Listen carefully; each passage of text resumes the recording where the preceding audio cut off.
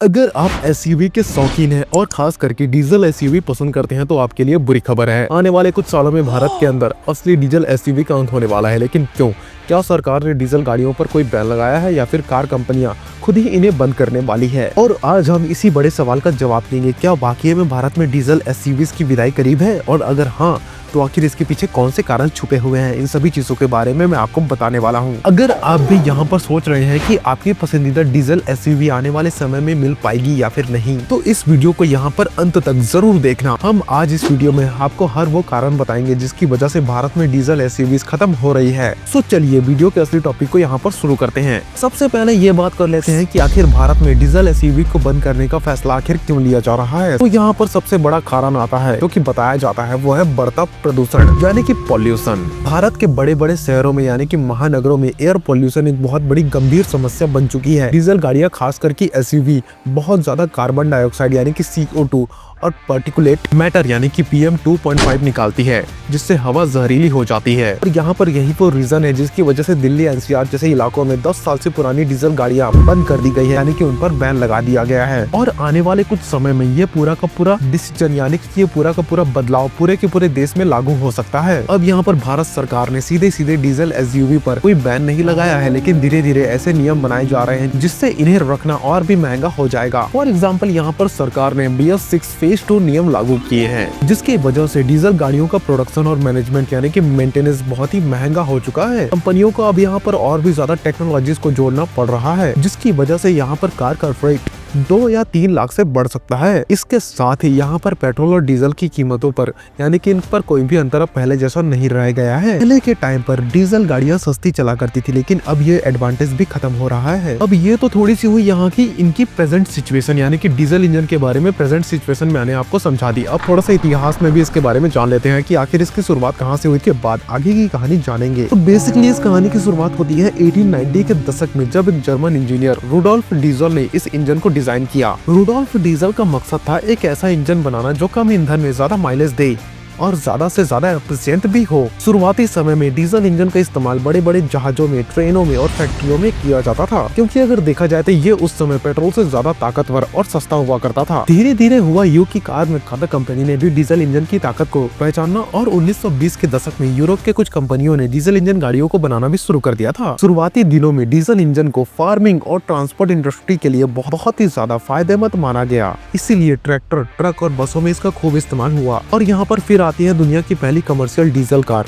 जिसका नाम था मर्सिडीज बेंज 260D। इसे 1936 में लॉन्च किया गया था और इसने पूरे ऑटोमोबाइल बाजार को बदलकर रख दिया था। और अगर हम यहाँ पर थोड़ी सी बात कर ले इतिहास भारत के डीजल इंजन में, तो 1970 और 80 के दशक में भारत में पहली बार डीजल कारें और ट्रैक्टर आई, जिसमें खेती और लॉजिस्टिक की क्रांति आ गई थी। लेकिन यहाँ पर असली धमाका होता है 1990s और 2000 में, जब टाटा, महिंद्रा और टोयोटा जैसी कंपनियों ने अपनी दमदार डीजल एसयूवीज को लॉन्च किया। इन्हें खास तौर पर लॉन्ग ड्राइव और ऑफ रोडिंग के लिए बनाया गया था। 2010 आते आते भारत में डीजल कारों की बिक्री 50% से ज्यादा हो गई थी, क्योंकि ये माइलेज में बेहतर और चलाने में सस्ती थी। अब यहाँ पर हमेशा से डीजल इंजन को मजबूत, माइलेज में बेहतर और ज्यादा पावरफुल माना जाता है, लेकिन इसके साथ साथ एक बहुत बड़ी समस्या भी जुड़ी हुई है, और वो है एयर पॉल्यूशन, वायु प्रदूषण। डीजल गाड़ियां पेट्रोल गाड़ियों की तुलना में बहुत ज्यादा हानिकारक गैस और कण छोड़ा करती है, जो हवा को जहरीली बना देती है। चलो यहाँ पर इसको भी थोड़ा सा एलिब्रेट कर लेते हैं। डीजल इंजन में ईंधन को कंपैरिजन इग्निशन यानी कि CI के जरिए चलाया जाता है, यानी कि पेट्रोल इंजन की तरह स्पार्क प्लग को इस्तेमाल नहीं होता। यहाँ पर डीजल इंजन में ईंधन चलता है तो ये बहुत ज्यादा ऊर्जा और टॉर्क प्रोड्यूस करता है, लेकिन इसी के साथ साथ यह अधजले कार्बन कण और हानिकारक गैसों को भी छोड़ा करता है वायु में। अब यहाँ पर बेसिकली डीजल इंजन से हर तरीके के पॉल्यूटेंट्स निकला करते हैं, और सबसे पहला है यहाँ पर नाइट्रोजन ऑक्साइड यानी कि NOx। Diesel engine nitrogen oxide,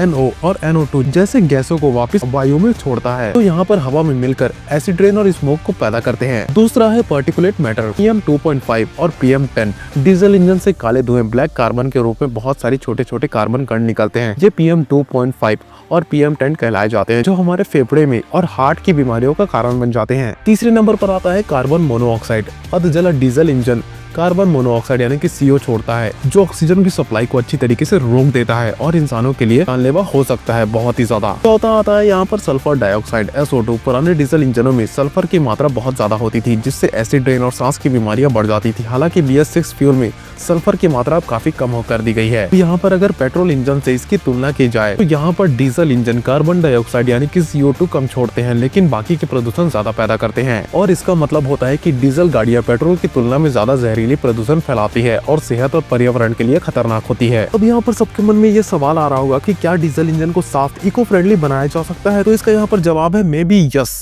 और इसका कुछ नई नई टेक्नोलॉजी में आंसर भी दिया गया है, और वो है डीजल पार्टिकुलेट फिल्टर यानी कि DPF, जो कि धुएं के हानिकारक कणों को फिल्टर करता है। और दूसरे नंबर पर आती है सिलेक्टिव कैटेलिक रिडक्शन यानी कि SCR, जो कि नाइट्रोजन ऑक्साइड NOx को कम करता है। और तीसरे नंबर पर आती है एडब्ल्यू फ्लूइड, जो कि यूरिया का इस्तेमाल करके प्रदूषण को घटाती है। अब यहाँ पर इस टेक्नोलॉजी को लगाने से डीजल गाड़ियां महंगी हो जाती है और इनका मेंटेनेंस भी मुश्किल हो जाता है, इसको भी हमें समझना होगा। तो यहाँ पर ऐसी भी खबर आ रही है कि बहुत सारी बड़ी बड़ी ऑटोमोबाइल कंपनियां डीजल SUVs को अलविदा कर रही है। तो चलिए जानते हैं उन कंपनीज के बारे में जो इस लिस्ट में शामिल है। यहाँ पर सबसे पहले मारुति सुजुकी ने पहले ही अपने डीजल इंजनों को पूरी तरीके से बंद कर दिया है। उनकी नई ग्रैंड विटारा और ब्रेज़ा सिर्फ पेट्रोल और हाइब्रिड ऑप्शन में आती है। दूसरे नंबर पर आती है होंडा क्रेटा और वर्ना। होंडा भी धीरे धीरे डीजल ऑप्शंस को कम कर रही है। नई वर्ना और i20 में अब डीजल नहीं मिलेगा आपको। इसके बाद यहाँ पर होंडा ने भी अपने पूरी तरीके से डीजल वेरिएंट्स को बंद कर दिया है। अब उनकी गाड़ियां सिर्फ पेट्रोल और हाइब्रिड में ही आएंगी। सवाल ये आता है कि क्या टाटा और महिंद्रा जैसी कंपनी भी डीजल SUVs को बंद करेंगी? फिलहाल इनकी गाड़ियों में डीजल का ऑप्शन है, लेकिन आने वाले 5 सालों में ये भी बदल सकता है, मे बी।